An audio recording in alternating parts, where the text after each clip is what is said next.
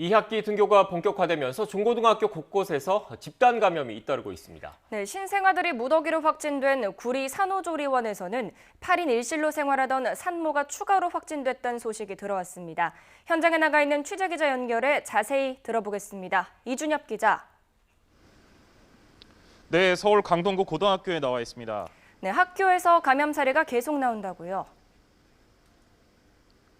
네, 학교에서도 확진자가 나와 1, 2학년들은 등교를 중단했고요. 3학년 학생들이 백신이 다 맞았기 때문에 등교를 하고 있는 상황인데요. 지난 10일 2학년 학생 한 명이 처음으로 확진 판정을 받았습니다.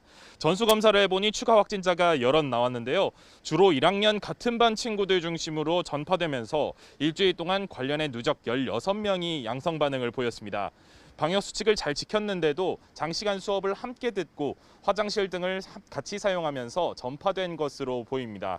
은평구 고등학교에서도 지난 11일부터 누적 12명이 확진됐는데요. 학교 학생이 5명, 가족이 1명, 지인이 6명 감염됐습니다. 최초 확진자가 또래들끼리 학교 외부에서 사적으로 모인 것으로 파악됐는데요. 방역당국은 이 사적 모임에서 감염이 번진 것으로 보고 있는데 방역 수칙을 위반했는지도 확인하고 있습니다. 그 밖에 화성 한 중학교에서 15명, 수원의 고등학교에서 21명이 확진됐고요. 송파구 중학교에서 누적 11명, 인천 서구 중학교 관련해 14명이 확진됐습니다. 교육부는 명절이 끝나면 자가진단을 해서 이상이 있으면 등교하지 말아달라고 당부했습니다. 네, 이준엽 기자, 가락시장 확산세도 여전히 심각한 거죠? 네, 시장, 직장, 술집, 장소를 가리지 않고 집단 감염이 확산되는 상황인데요. 가락시장에서 발생한 집단 감염도 좀처럼 확산세가 잡히지 않고 있습니다. 지난 2일 종사자 1명을 시작으로 어제도 16명이 추가 확진돼 누적 148명이 됐습니다. 확진자 대부분은 종사자인데요. 일부는 증상을 보인 뒤에도 계속 근무했던 것으로 조사됐습니다. 구리에 있는 산후조리원 관련해서는 신생아 1명과 산모 1명이 추가 확진돼 지금까지 11명이 확진됐는데요.